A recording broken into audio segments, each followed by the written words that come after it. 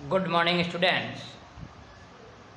Gayatri college के YouTube channel पर BSc second year mathematics के सभी विद्यार्थियों का स्वागत है। आज के अपने लेक्चर नंबर 9 में हम डिफरेंसेस ऑफ जीरो के बारे में डिस्कस करेंगे, अर्थात शून्य के अंतर को अपन किस प्रकार फाइंड आउट करते हैं उसके बारे में अपन डिस्कस करेंगे।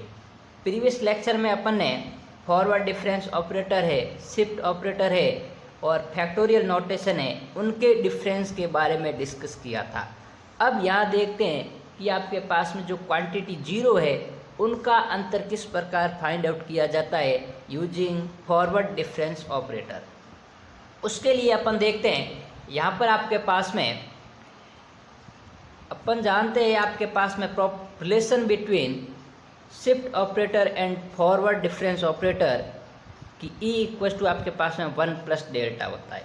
अब मैं यहाँ पर आपके पास में दो कोई पॉजिटिव इंटीजर कंसीडर करता हूँ n और m।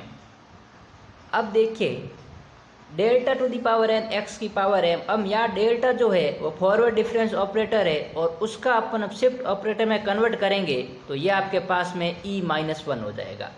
तो ये e-1 to the power n।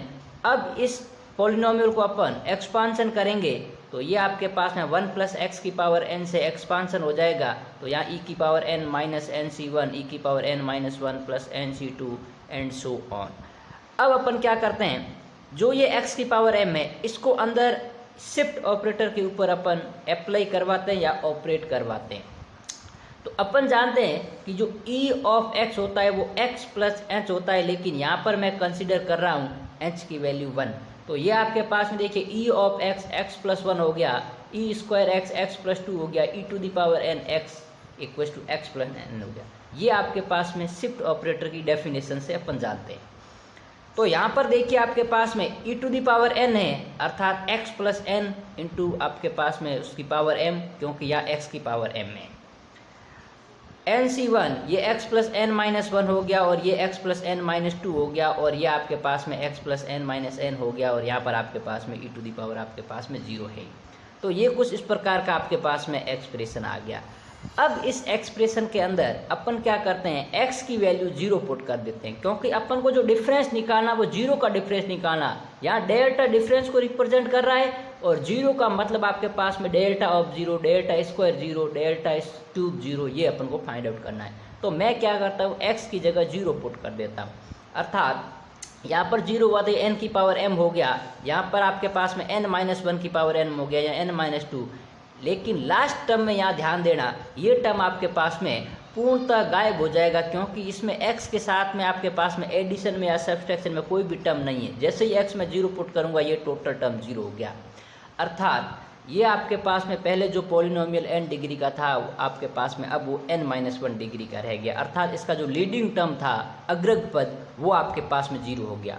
और अग्रज पद 0 होने के कारण जो ये x इक्वेशन आपके पास में 1 है इसको अपन शून्य का अंतर कहते हैं, जिसको अपन या तो delta to the power n x into m की पावर m x ऑफ 0 से रिप्रेजेंट करता है, या फिर आपके पास में delta to the power n 0 to the power m से इसको रिप्रेजेंट करते हैं और इसको बोलते हैं डिफरेंसेज ऑफ 0 या शून्य का अंतर। अब अपन देखते हैं, देखिए इसमें अपन डेल्टा की पावर n लिए, अब इसमें आपके पास में n और m मैंने बताया कि पॉजिटिव इंटीजर है, इट मीन्स अपन इसको डेल ऑफ 0 निकाल सकते हैं, डेल स्क्वायर 0 स्क्वायर निकाल सकते हैं, डेल क्यूब 0 स्क्वायर निकाल सकते हैं, कुछ भी वैल्यू अपन इसमें n और m की वैल्यू सब्स्टिट्यूट करके निकाल सकते हैं। सबसे पहले अपन ने मैंने n बराबर 1 और m बराबर 2 पुट किया है। तो देखिए n बराबर 1 पुट करूँगा तो यहाँ पर क्या हो जाएगा, डेल्टा टू दी पावर 1 और x स्क्वायर अर्थात 0 का स्क्वायर, तो ये हो गया डेल्टा 0 स्क्वायर। अब इसमें रखूँगा तो ये 1 का होल स्क्वायर माइनस 1 माइनस 1 0 हो गया आपके पास में, और यहाँ पर आपके पास है बाकी के जितने भी टर्म है वो आपके पास में सब हट जाएंगे। तो ये आपके पास में क्या वैल्यू आ गई, 1 का स्क्वायर 1। इसी प्रकार मैं n का मान 2 और m का मान 4 रख सकता हूँ, n का मान 3 और m का मान 4 रखूँगा तो ये आपके पास में एक्सप्रेशन आएगा।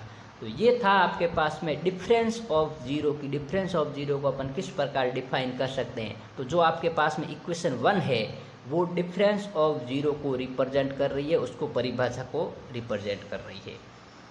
अब अपन देखते हैं कि इस डिफरेंस ऑफ जीरो के रेकरेंस रिलेशंस अर्थात पुनरावर्ती संबंध किस प्रकार होते हैं आपस में दूसरे डिफरेंस ऑफ जीरो के टर्म्स में, अर्थात डेल्टा की पावर n का डेल्टा की पावर n-1 के साथ में, और या फिर डेल्टा की पावर n का डेल्टा की पावर n के साथ में, लेकिन उसमें जो शून्य होगा वो शून्य की पावर अलग होगी। किसी में 0 की पावर m हो सकता है, किसी में 0 की पावर m-1।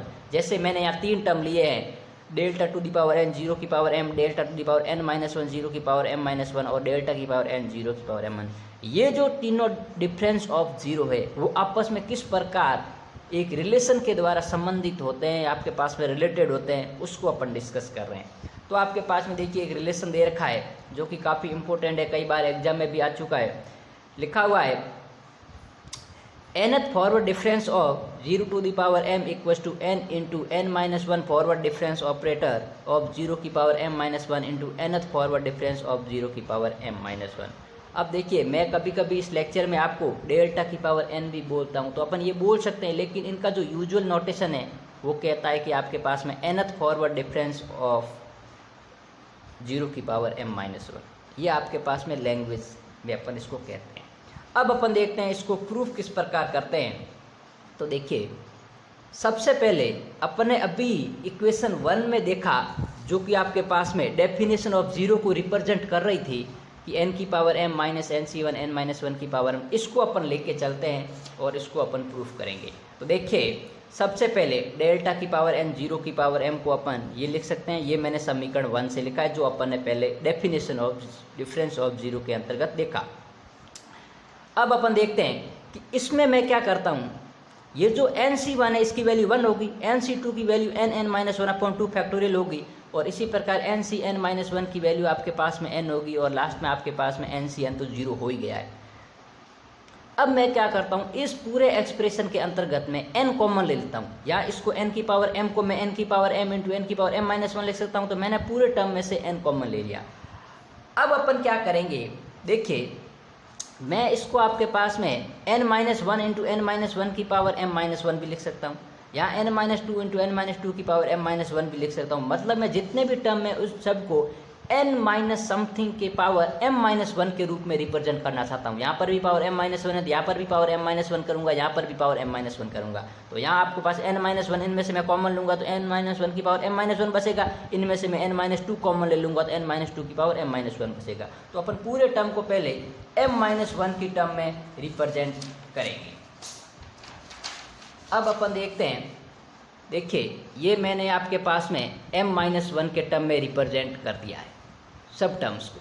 अब मैं क्या करता हूँ, इसमें आपके पास में लिखा हुआ या n की पावर m-1 या n-1 की पावर m-1। अब अपन ध्यान से देखें तो अपन को पता है nc1 की वैल्यू n होती है, इसी प्रकार n-1 c1 की वैल्यू n-1 होगी, और n-1 n-2 अपॉन 2 फैक्टोरियल क्या होगा n-1 c2, तो ये n-1 c2, अर्थात इसको अपन ने कॉम्बिनेशन के टर्म्स में लिख लिया।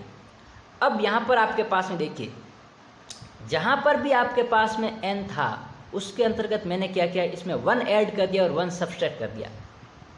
यहाँ पर भी आपके पास देखिए n-2 था, 1 था, उसकी जगह मैंने 1 ऐड कर दिया और 1 सब्सट्रैक्ट कर दिया, तो 1 प्लस n-2। मैंने प्रत्येक टर्म में 1 ऐड किया और 1 सब्सट्रैक्ट किया। यहाँ आपके पास में n-2 था, उसकी जगह मैंने 1 ऐड कर दूंगा तो 1 प्लस n हो जाएगा, 1 सब्सट्रैक्ट करूंगा तो 2 और 1 3 हो जाएगा, तो 1 प्लस n-3। तो ये अपन ने प्रत्येक टर्म में अपन ने एक ऐड किया और एक सब्सट्रैक्ट किया है, ताकि मैं इसको किसी दूसरे फॉर्म में लिख सकता हूँ। अब यहाँ पर आपके पास है, मेरे करने का मकसद ये था, क्योंकि ये 1 सब में आपके पास है, मेरे को उबेनिस्ट दिख जाए, सब में आपके पास है मौजूद होना चाहिए, ताकि उसको मैं किसी दूसरे फॉर्म में लिख सकूं। अब देखिए ये आपके पास में आ गया n into x plus n-1। अब मैं क्या करूंगा, जहां पर भी 1 है उसकी जगह मैं x पुट कर दूंगा और कोष्टक के बाहर लिख दूंगा कि ये जो आपके पास में एक्सप्रेशन है वो x बराबर 1 है, क्योंकि अपन जानते हैं कि कोई भी फंक्शन लिखा हुआ था f of x at x equal to 1। इसका मतलब क्या है, इस फंक्शन की x बराबर 1 पर वैल्यू, तो मैं यहाँ इस 1 की जगह यहाँ x लिख सकता हूँ और कोष्टक के बाहर मैंने लिख दिया एट x बराबर 1, अर्थात आपके पास में इसमें जो x है वो ओनली फॉर 1 के लिए वैलिड है। अब देखिए यहाँ पर आपके पास में देखिए ये वैल्यू आ गई। अब मैं क्या करता हूँ, इन टर्म्स को शिफ्ट ऑपरेटर के टर्म्स में लिखता हूँ। तो अपन जानते हैं e ऑफ x होता है x प्लस 1, e की पावर -1 x होता है x -1।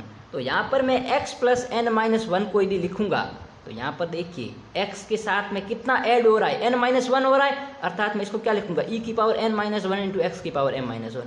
यहाँ पर आपके पास n माइनस टू हो रहा है e की power n minus two into x की पावर m माइनस वन। यहाँ पर आपके पास n माइनस थ्री हो रहा है e की power n minus three into x की पावर m माइनस वन। ये मैंने आपके पास में शिफ्ट ऑपरेटर की डेफिनेशन को यूज करते हुए आपके पास में लिखा है।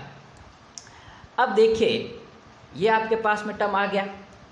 अब मैं क्या करता हूँ, इसमें x की पावर m माइनस वन यहाँ पर भी है, यहाँ पर भी है, यहाँ पर भी है और यहाँ पर भी है। तो मैं सब में से मैंने क्या कर दिया, इसमें से ये आपके पास में एक आर्बिट्री फंक्शन है, इट मीन्स मैंने इसको बाहर ले लिया x की पावर m माइनस वन। तो अंदर क्या बच गया, e की power n minus one minus n minus one c1 e की power n minus two plus n minus one c2 and this on.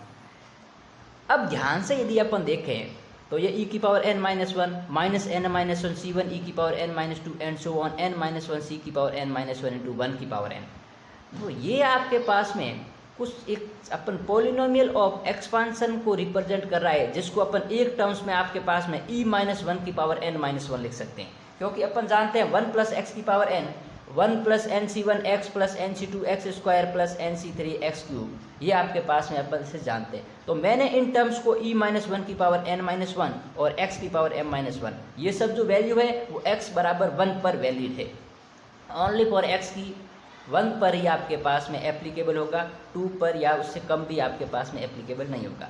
अब मैं क्या करता हूँ, इसको n इंटू ई की power n minus one x की पावर m माइनस वन है, इसमें से आपके पास में अपन जानते हैं कि जो ये जो शिफ्ट ऑपरेटर है उसको यदि अपन फॉरवर्ड डिफरेंस ऑपरेटर में कन्वर्ट करेंगे तो वो होता है e equal to one plus delta.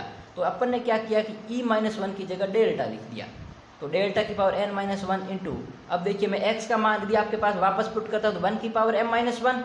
अब अपन जानते हैं e ऑफ जीरो 1 होता है, कैसे होता है, क्योंकि e of f of x equal to f of x plus h होता है। तो e ऑफ जीरो क्या होगा आपके पास में 0 प्लस h और h की वैल्यू 1 ले रहे हैं तो क्या होगा 1 प्लस जीरो इक्वल टू 1, अर्थात मैं 1 को e ऑफ जीरो लिख सकता हूँ और इसकी पावर m माइनस वन, ये 0 की पावर m माइनस वन। अब अपन क्या करते हैं, ये जो आपके पास में जितनी भी वैल्यू आई है ये आई है आपके पास में डेल्टा की पावर n 0 की power m n into delta की पावर n माइनस वन। अब वापस अपन क्या करते हैं, शिफ्ट ऑपरेटर को फॉरवर्ड डिफरेंस ऑपरेटर में कन्वर्ट करते हैं। मैं ये इसलिए कर रहा हूँ ताकि जो अपन को प्रूफ करना है रिजल्ट वहाँ तक अपन पहुँच सकें। तो e की जगह अपन ने 1 प्लस डेल्टा लिख दिया और 0 की पावर m माइनस वन। अब देखिए इसको अपन अंदर मल्टीप्लाई करते हैं तो डेल्टा की power n minus one into 0 की पावर m माइनस वन और डेल्टा की पावर n माइनस वन और डेल्टा की पावर n हो गया। तो ये आपके पास में जो रिलेशन आया है जो कि इक्वेशन 2 को रिप्रेजेंट कर रहा है, ये आपके पास में रेकरेंस रिलेशन है डिफरेंस ऑफ जीरो के मध्य। इसी प्रकार इस रिलेशन को अपन एक और रिलेशन में कन्वर्ट कर सकते हैं, परिवर्तित कर सकते हैं। उसके लिए अपन को क्या करना पड़ेगा, जो भी इक्वेशन 2 है उसमें मैं बोथ दी साइड दोनों तरफ n फैक्टोरियल से भाग दे दूँ, अर्थात डिवाइड कर दूँ। तो यहाँ पर यदि मैं डिवाइड करूँगा n फैक्टोरियल तो ये हो गया डेल्टा की पावर n 0 की पावर अपॉन n फैक्टोरियल, यहाँ पर भी आपके पास में n फैक्टोरियल, यहाँ पर भी n फैक्टोरियल। अब अपन जानते हैं कि जो n फैक्टोरियल होता है उसको अपन n into n minus one factorial लिख सकते हैं, यहाँ पर n minus one into n minus two factorial लिख सकते हैं। जैसे एग्जाम्पल है 3 फैक्टोरियल, उसको अपन क्या लिख सकते हैं 3 इंटू 2 फैक्टोरियल, और 5 फैक्टोरियल को 5 इंटू 4 फैक्टोरियल या 5 इंटू 4 इंटू 3 फैक्टोरियल। तो ये आपके पास है, मैंने n फैक्टोरियल को n into n minus one factorial लिख दिया और n से n आपके पास ऊपर वाला कैंसिल आउट हो गया। तो क्या हो गया डेल्टा की power n minus one into 0 की power m minus one upon n minus one factorial, और यहाँ आपके पास में मैंने एज इट इज रहने दिया है। अब आप कह सकते हो कि इसमें तो सर आपने काटा है और इसमें आपके पास में n, इसको भी लिख सकते हैं, लेकिन जो ये आपके पास में सेकंड रेकरेंस अपन को जो प्रूफ करना है उसमें ये इसी प्रकार का एक्सप्रेशन दे रखा है, इसलिए अपन यहाँ इसको खत्म कर रहे हैं। साहो तो आप आपके पास में इसको अपन n into n minus one factorial लिखेंगे और n से n कैंसिल आउट भी कर सकते हैं। और यदि अपन इसमें किसी दूसरी डिवाइस का यदि अपन भाग भी देते हैं तो इसको अपन और रिलेशन में परिवर्तित कर सकते हैं, क्योंकि रेकरेंस का मतलब होता है पुनरावर्ती संबंध, जो बार बार रिपीटेशन हो सकता है उसमें थोड़ा बहुत परिवर्तन करने पर, तो वो होते हैं आपके पास में रेकरेंस रिलेशन। तो ये था आपके पास में इस लेक्चर में अपन ने डिफरेंस ऑफ जीरो और डिफरेंस ऑफ जीरो जो है उनके मध्य किस प्रकार के रेकरेंस अर्थात पुनरावर्ती रिलेशन बनते हैं उसके बारे में अपन ने डिस्कस किया। नेक्स्ट क्लास में इसके बेसिस पे अपन क्वेश्चन को डिस्कस करेंगे।